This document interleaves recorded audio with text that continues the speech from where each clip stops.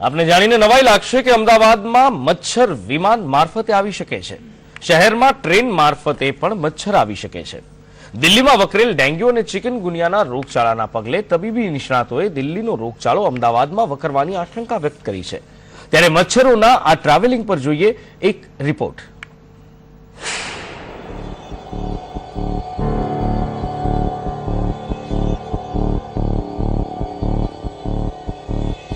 रोगचाळानो डंख, दिल्हीमां dengue चिकनगुनियानो कहर।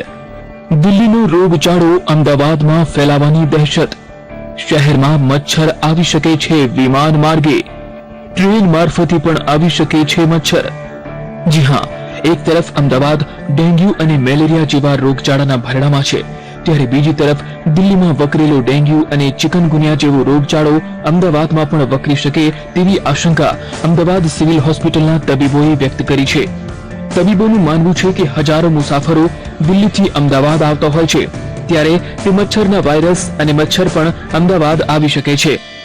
હજારો મુસાફરો દિલ્હીથી અમદાવાદ આવતા હોય છે, ટ્રેનમાં પણ આપણે ઘણા લોકો આવતા હોય છે અને આ રીતે આપણું અવારનવાર માઇગ્રેશન થતું હોય છે।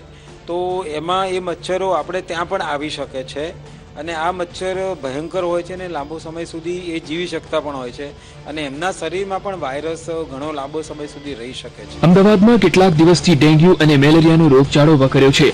છેલ્લા 18 દિવસમાં ડેન્ગ્યુના 94 જેટલા કેસ નોંધાયા છે, જ્યારે સાદા મેલેરિયાના 1290 અને ઝેરી મેલેરિયાના 125 કેસ નોંધાયા છે અને ભૂતકાળમાં પણ અમદાવાદમાં ચિકનગુનિયાનો રોગ વકરી ચૂક્યો છે।